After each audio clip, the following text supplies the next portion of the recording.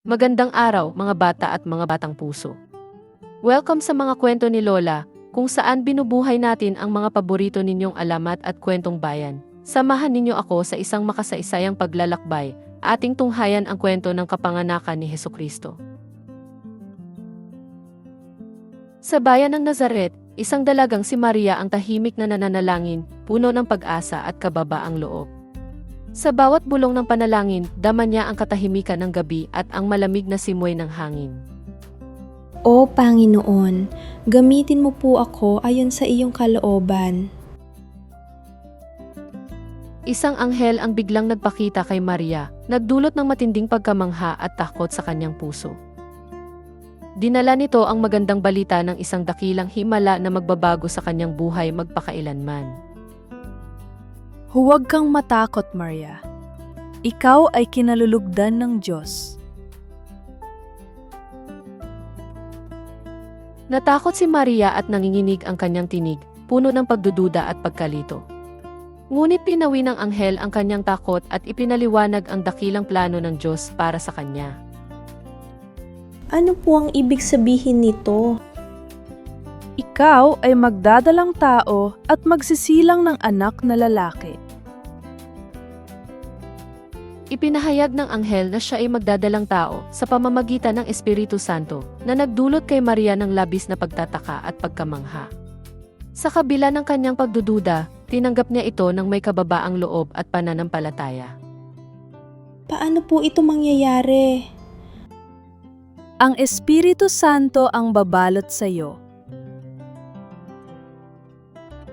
Buong puso at pananampalataya, tinanggap ni Maria ang kalooban ng Diyos, handang maging bahagi ng dakilang plano. Ang kanyang tapang at pananalig ay nagsilbing inspirasyon sa lahat ng naniniwala. Mangyari nawa po sa akin ayon sa iyong salita. Nabalitaan ni Joseph ang pagbubuntis ni Maria, at siya ay labis na naguluhan at nasaktan sa balitang iyon. Ngunit sa kabila ng naramdamang sakit, nanatili siyang mapagmalasakit at nag-alala para sa dalaga. Bakit ganito, Maria? Ito ay kalooban ng Diyos. Nag-alinlangan si Joseph sa nangyari, ngunit sa panaginip ay nagpakita sa kanya ang isang anghel upang bigyan siya ng kapanatagan. Pinayuhan siya na tanggapin si Maria at ang sanggol na kanyang dinadala ng buong puso. Joseph, huwag kang matakot, tanggapin si Maria. Pinagsamang lakas ng loob at pananalig, tinanggap ni Joseph ang utos ng Diyos na alagaan si Maria at ang kanilang anak. Ang kanyang matatag na puso ay nagsilbing gabay sa kanilang paglalakbay. Susundin ko po ang utos ng Diyos. Ipinakita ni Joseph ang kanyang wagas na pagmamahal at matibay na proteksyon kay Maria nang buong tapang niyang tanggapin siya bilang asawa sa kabila ng mga pagsubok at pagdududa ng lipunan. Maria, ikaw ay aking iibigin at poprotektahan. Salamat, Joseph.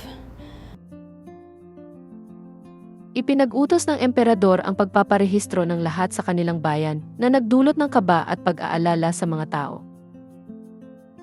Ang madla ay nagmadaling maghanda para sa mahigpit na kautusan.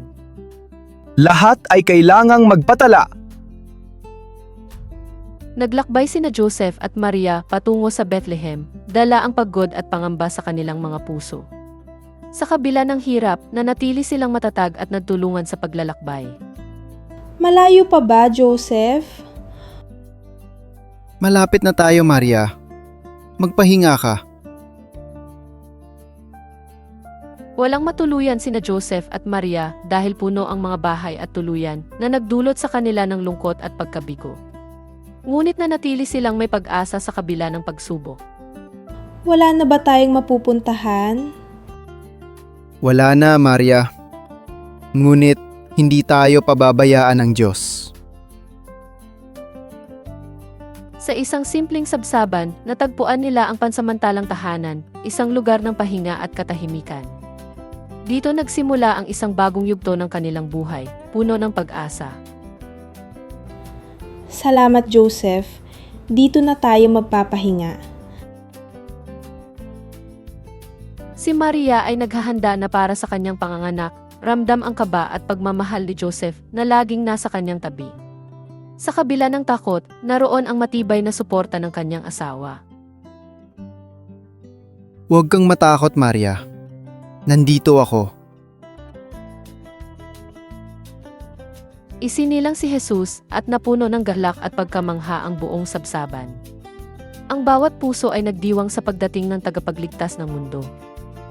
Salamat po, O Panginoon. Ang ating anak, Maria. Tahimik ang gabi at ang liwanag ng isang maliwanag na bituin ang gumagabay sa sabsaban. Ang kapayapaan ng sandaling iyon ay nagbigay ng pag-asa sa lahat ng nakasaksi. Dumating ang mga pastol na namangha sa liwanag at katahimikan ng gabi. Ang kanilang mga puso ay napuno ng pagkamangha sa dakilang pangyayari.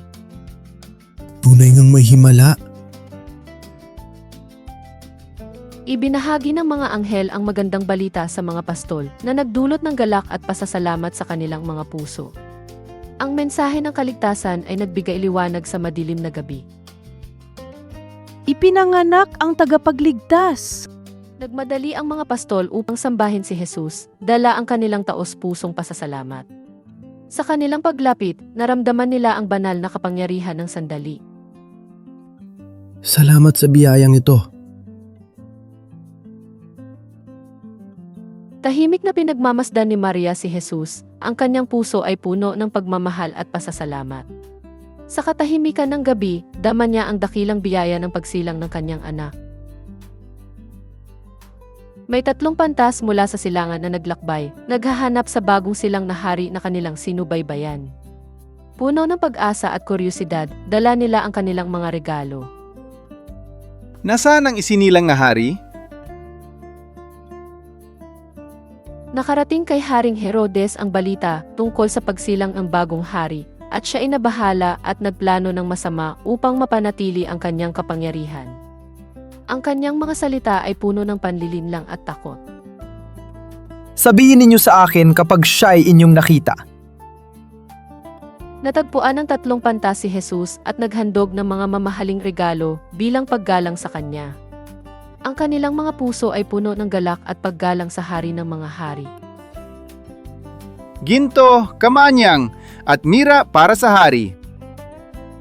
Binalaan ng anghel ang mga pantas na huwag bumalik kay Herodes upang maiwasan ang panganib. Sa kanilang paglalakbay, pinili nilang lumihis ng daan ng may pag-iingat at tapang. Lumihis kayo ng daan. Nagpakita ang anghel kay Joseph sa panaginip, nagbabala ng panganib at utos na tumakas papuntang Ehipto.